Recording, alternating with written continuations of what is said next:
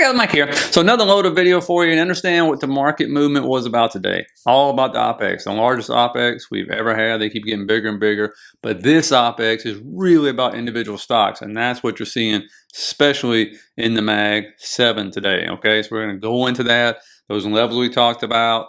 You know, I think we kind of got an idea what the path's going to be. But we're going to talk about those. Also some other stocks. One, it took 2 years and 2 months, I believe, to fill this gap, but it finally filled the gap to the upside. I wonder if you know what stock I'm talking about.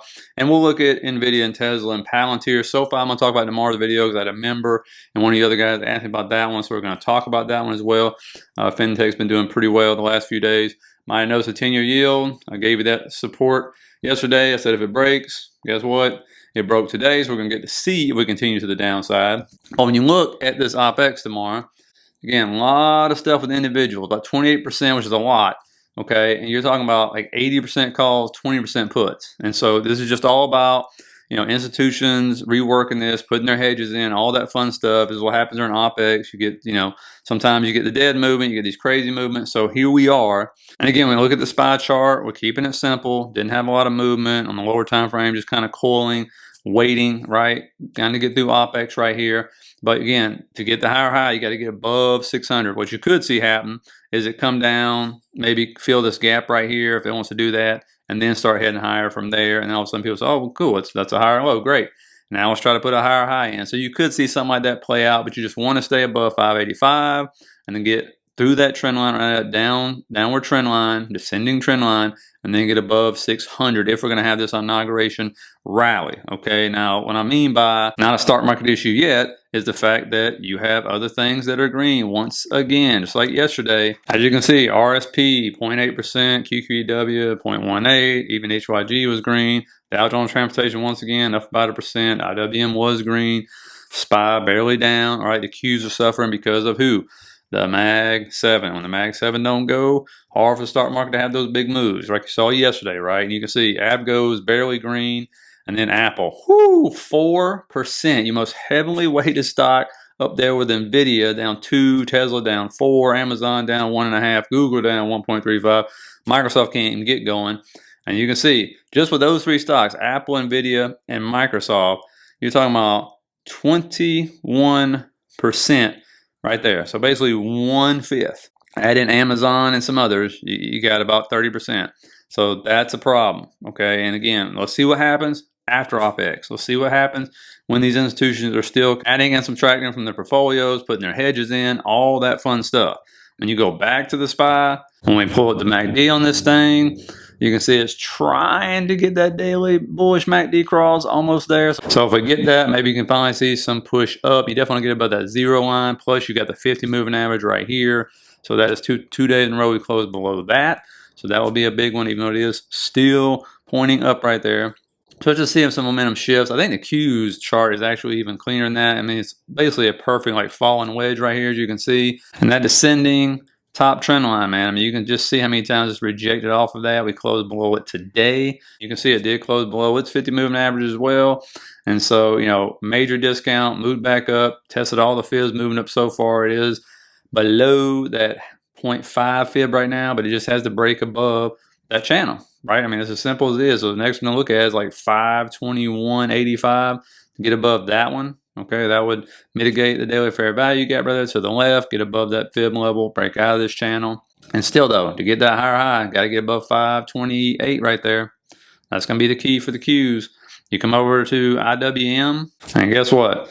Didn't do much of nothing, right? We go to extended trading hours, still didn't go up there to 526. That was rejected yesterday, just consolidating, coiling right here for right now. So it's trapped above 522 and the FOMC anchor VWAP and 526 right now. So right now we're just range right there. Let's see if we stay there or finally break up or not. Still below the 50. This is another one. That trend line I'm going to keep in place because, again, multiple rejections. And so we'll see what's going to happen here on IWM. A lot of it will depend on the 10-year yield. The 10-year yield was down today, and IWM still didn't really have a big day go on because all the data, which I forgot to even talk about, came in all mixed and stuff, which I'll talk about at the end while I'm thinking about it. And we go look at the 10-year. We talked about this support level, see what happens, see if that broke. It broke, tried to retest, and then broke down below. Actually, let me go to like a 5 minutes so you can see it better. And so this continues to trend down right now. And so the question is, obviously, where's it going to go? That's the bigger question. And so, you know, that should help out IWM if it doesn't start popping back up. So now 4.639 will be what? It'll be resistance. And so when it comes back up. And so again, if Jim Cramer's right, this thing is going to run at some point in time, and he talked about today, another interview to my how it's going to depend on the Fed and stuff. They get super dovish or whatever.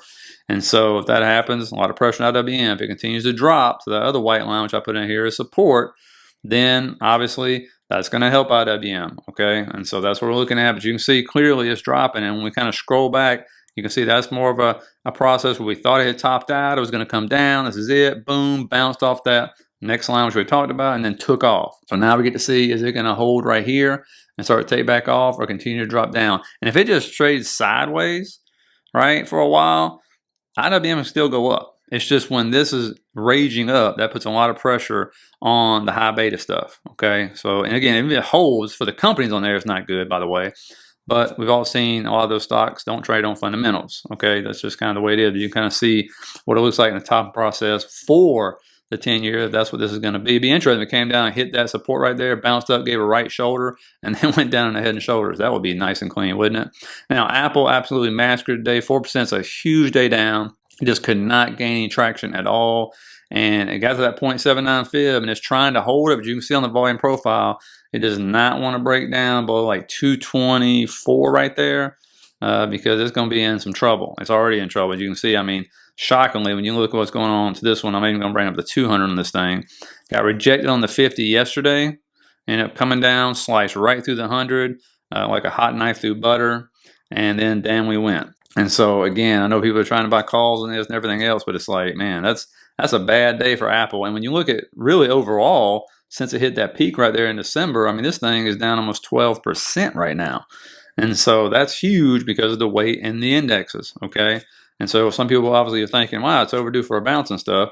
And that could be the case, but it is coming to some kind of support right here.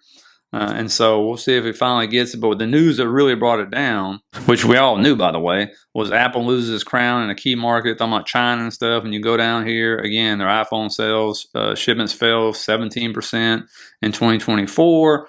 Of course, they're like third there now, I believe. And so are we really shocked? I mean, the company really doesn't come up with anything new. They just keep shipping out the same iPhone with a better camera at this point in time. Let me know if you're enjoying those new AI features, though, because I don't have an Apple phone myself. My wife does.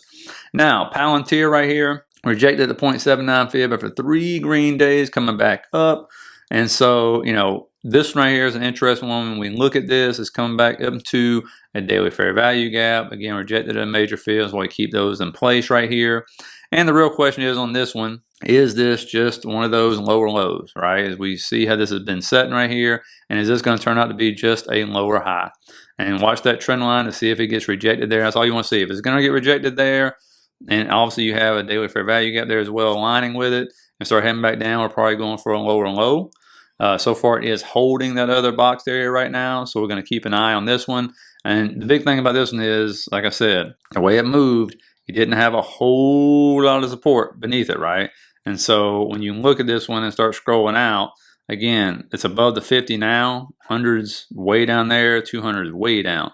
And so it is above its 50. It's holding the 50, which is a good thing. But if it breaks that 50, you know, it'll probably come back down in that shaded area right there. And this is one of those ones it's tough to do because, remember, Peter Thiel, who's one of the founders and everything, gave a bunch of money to President Trump. And so we're going to see if all in this inauguration rally, if it happens, like, is the people that gave all the money and are going to have all the insight, probably get a lot of contracts and things like that, and things, you know, that get helped out a lot by the president, is it going to help this stock? Okay, I mean, that's what that whole big rally was since the inauguration and everything. But again, we'll put, that was the previous all-time high over there, and you can see the way this moved up. And so when you start putting on here the volume range, volume profile, you can see the tree limbs, right? Definitely don't want to break around like 62 right there. You start breaking that, you start coming down to 54. And so you can kind of see why it's trying to hold this area right here. Very important to hold this area. You do not want to break that area because you can plainly tell to the left there's hardly any kind of support right there on that move up. And so that's what we get to find out with Palantir. Let me know what you think about that one. Now, Nvidia still just, man, can't hold gains. to save its life. Came in here, got rejected at 138, lost 136 again. The crazy part about this is Taiwan Semiconductor reported earnings today, and they had really good earnings, and they busted up 4%, right? Abgo was going, and so you would think that would help pull Nvidia, which it did at the opening, and then just gave it all back. All day long, it just kind of just bled out, and so it's still stuck. It did not break in the 130, can't stay above 136, can't get to 140, and so, you know, that's the problem. You look at Taiwan Semiconductors, again, gapped up, got up here to that previous all-time high, which wasn't but like 2 days ago.